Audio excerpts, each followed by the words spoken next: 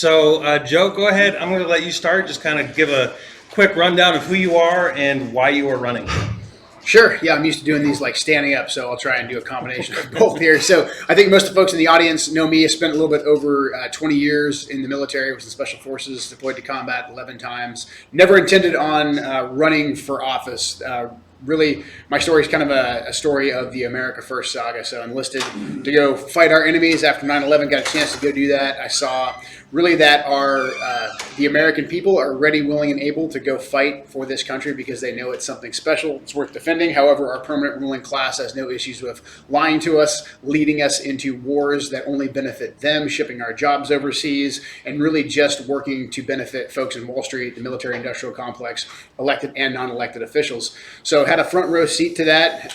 President Trump really changed a lot of that for me because I think he was actually fighting for us from a foreign policy perspective. He was actually putting our country first. I got a chance to deploy under President Trump. He gave us the authorities and the resources we needed.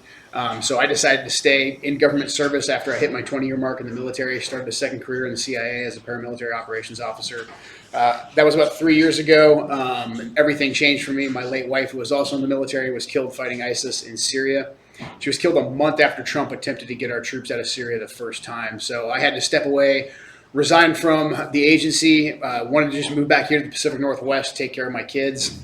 But I got a chance to meet President Trump, and I told him that, hey, he was getting foreign policy right. He was getting our defense strategy right. He was just being thwarted at every single level. So became a unofficial advisor to the Trump administration after that, started working heavily on the Trump 2020 campaign, moved back here. Everything changed drastically right as I moved back to the Pacific Northwest. 2020 hit us like a ton of bricks between the C word that we can't talk about, all those lockdowns and restrictions, the way that drastically changed our country, and then the riots of 2020, watching Antifa and BLM be weaponized by one side of the aisle to burn down Portland, Oregon, where I grew up, to march into this district that we now live in.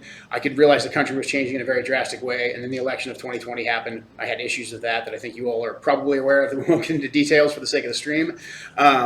But then Jamie Herrera Butler voted to certify the election, and then she went along with the mainstream media's talking points that there was this massive insurrection. So when she did that, I realized that it was time to start fighting back in the political realm because our country was about to be 100% lost, and things have only unfortunately gotten worse in the last 15 months since that happened. So ever since then, I've been off to the races trying to make a difference. Announced about a year and a half ago, worked as hard as I could, got President Trump's endorsement, the endorsement of a couple other prominent folks out there, endorsed by 3 different counties in the district, and right now just trying to reach as many people in the 3rd Congressional District as I can to unify us under the America First agenda to get rid of the establishment swamp creature, Jamie Herrera Butler.